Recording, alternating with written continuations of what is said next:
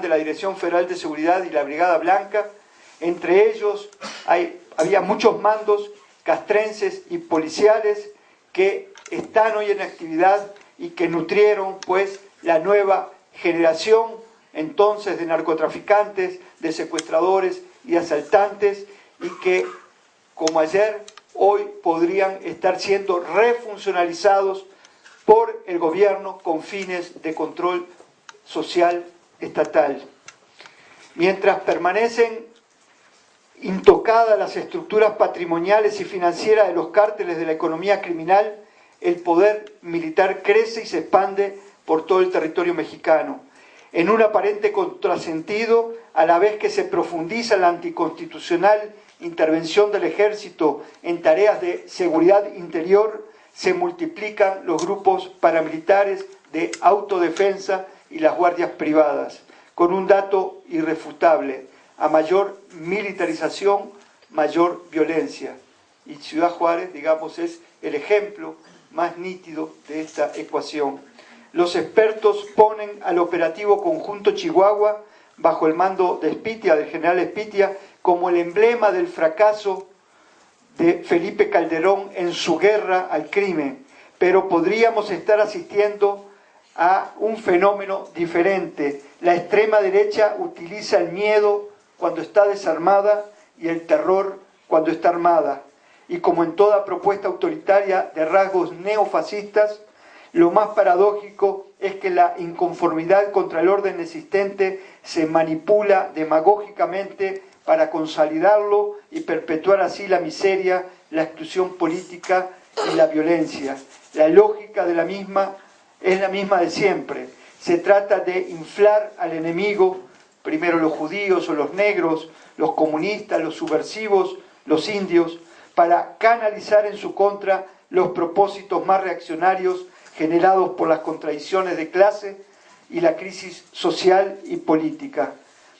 En ese contexto, la violencia irracional no ha cesado de entonces para acá. Había otra cita del entonces gobernador Reyes Baeza, que decía que no era casual que esa guerra entre grupos criminales, y nosotros decíamos que frases como la que utilizaba Reyes Baeza estaba justamente planteando el acostumbramiento de este estado de cosas, y por la vía del acostumbramiento se quiere pasar a una normalidad, es decir, a que convivamos con este fenómeno como una cuestión normal. Y como las matanzas son normales, entre ellos los indeseables, el Estado justifica los crímenes y se lava las manos. Ya escuché estos días aquí al nuevo fiscal del Estado que repite un mismo patrón. En el caso de que mataron el sábado estos muchachos, iban por uno, y entonces ahora salen en la televisión local la imagen de uno que se salvó, y en vez de buscar a los que mataron, es decir, nos entretienen con la imagen del ratón, ¿no? Es decir, es parte justamente de un juego muy macabro que utilizan a los medios para seguir metiendo miedo, para seguir metiendo confusión, para seguir sembrando caos, ¿no?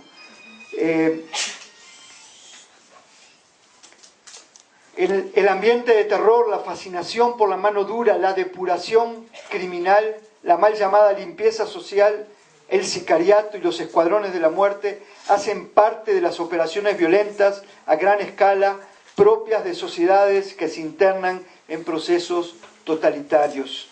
Por lo general, los móviles son atribuidos al ánimo descontrolado de retaliación, de revancha, de elementos de los cuerpos armados del Estado, o a motivaciones ideológicas que corresponden a imaginarios de higiene y asepsia social, étnica e incluso a una moral maniquea.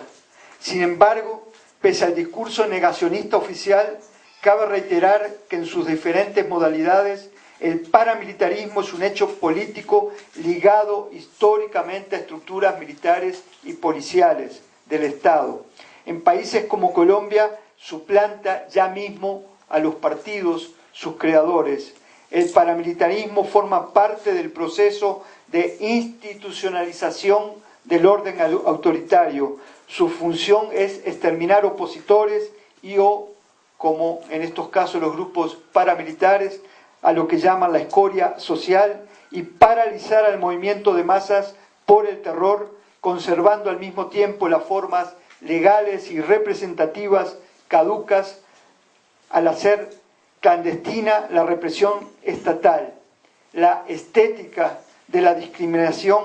es parte de la estrategia paramilitar, que no se trata simplemente de un proyecto armado de guerra sucia, sino la consolidación de un modelo de sociedad. Ante la mirada cómplice de muchos y la pasividad de las mayorías, los cuerpos seccionados, mutilados, lacerados con sevicia, y que buscan garantizar la eficacia simbólica del mensaje enviado al colectivo social, la alteración del cuerpo del enemigo en función del sometimiento de la población civil al control y la subordinación a través del miedo como principio operativo. En ese contexto, cabe recordar el análisis titulado La Secretaría de la Defensa Nacional en el combate al narcotráfico, un trabajo de comienzos del 2008, antes de que se pusiera en práctica aquí el operativo conjunto Chihuahua, donde la SEDENA, la Secretaría de la Defensa Nacional, alertaba sobre el riesgo de la inviabilidad del país ante, decía el documento, la previsible simbiosis entre cárteles criminales y grupos armados desafectos al gobierno, objetivos a aniquilar mediante una cruzada nacional de tipo contrainsurgente. Es decir, en el comienzo del operativo conjunto Michoacán, que se combina con un operativo también en Chihuahua, estos dos operativos que no solo abarcaban a estos dos estados, sale un documento antes de la Secretaría de la Defensa, donde ya se anuncia que el nuevo peligro para la seguridad nacional es la previsible simbiosis entre los cárteles de la criminalidad y aparentes grupos armados adversos al gobierno. Fíjense que ya ahí estaba la construcción de esto que vino a vender Hillary Clinton hace un mes atrás con la narcoinsurgencia, que lleva a la narcoguerrilla, que lleva a aterrizar política de contrainsurgencia contra los que desde el Estado se consideran narcotraficantes, guerrilleros, y por esa vía a todos los opositores.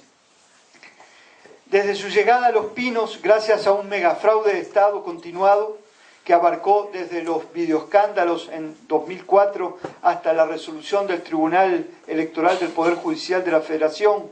que concluyó que la elección no fue limpia, pero que valía, esto en 2006, Felipe Calderón dejó una clara voluntad de gobernar bajo un estado de guerra.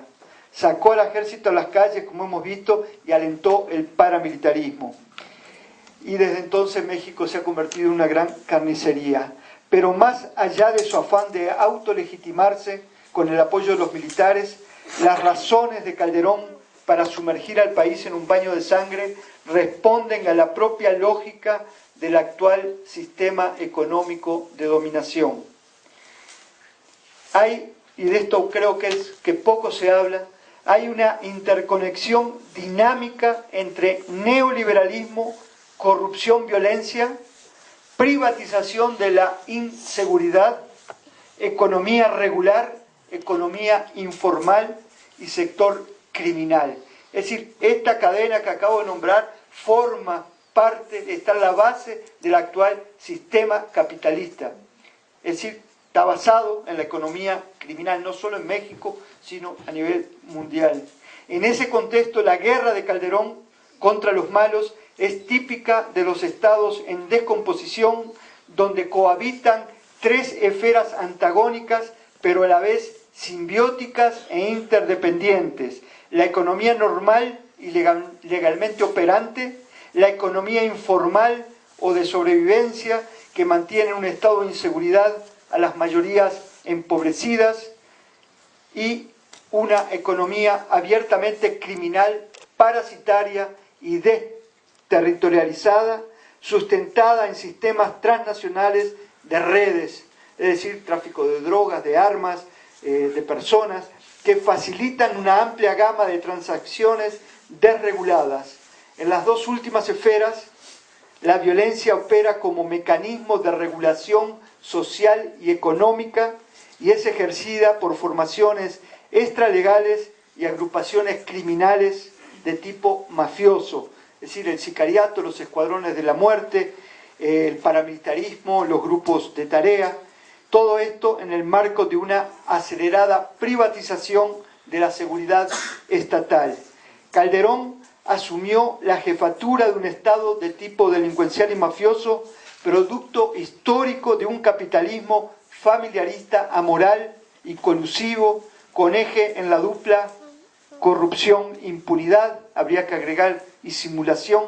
y una violencia reguladora que es aplicada por los cárteles de la economía criminal en defensa de sus intereses, diluidos bajo la pantalla de empresas ilegales, megaproyectos, bancos, bolsas de valores, paraísos fiscales, sociedades y emprendimientos de todo tipo que cuentan con protección y garantías en los distintos niveles del aparato institucional, federal, estatal y municipal. Cuando nosotros comentábamos esto a comienzo de este siglo XXI, en el 99, en el año 2000, nos miraban como marcianos. Por suerte hoy, en 2010, ya hay expertos confiables del ITAM y de asesores de la ONU, como Edgardo Buscaglia, que dicen a Carmen Aristegui, a El Universal, en periódicos nacionales, gente creíble, que, dice Buscaglia, no se podría entender los actuales niveles de criminalidad en México sin ver que en su origen esta criminalidad tuvo un pie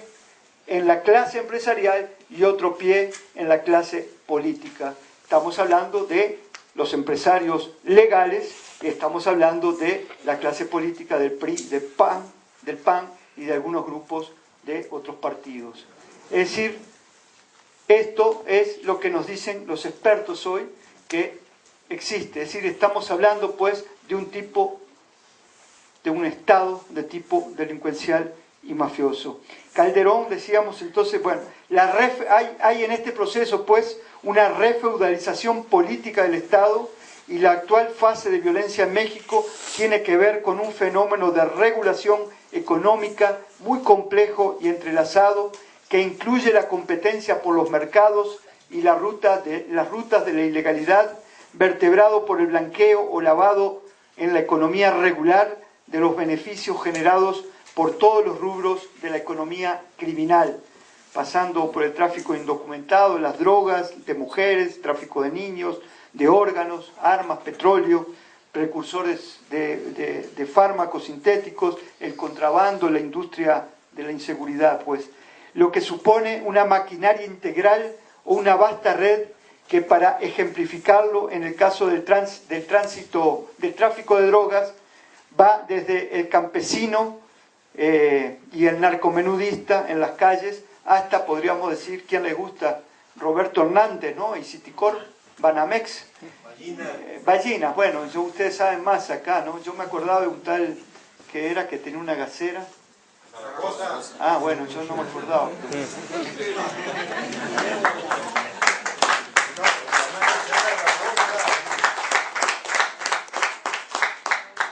Lo nuevo ahora es la mayor visibilidad mediática de las acciones de limpieza social ejecutadas por tropas estatales y paramilitares, como los comandos rudos promovidos por el alcalde Mauricio Fernández en el municipio más rico del país, San Pedro Garza García. Pero el paramilitarismo no es nuevo, como decía antes, surgió en México en los años 60 de la mano del PRI, con Alfonso Corona del Rosal y Alfonso Martínez Domínguez, apoyados por militares del Estado Mayor Presidencial, y se incrementó durante la Guerra Sucia de los años 70 contra los residuos de la guerrilla. A su vez, según confirmó un reporte de inteligencia del Pentágono, fechado en 1999 y desclasificado el año pasado, el ejército entrenó y dio protección a grupos de autodefensa civiles en Chiapas como parte del plan de campaña 94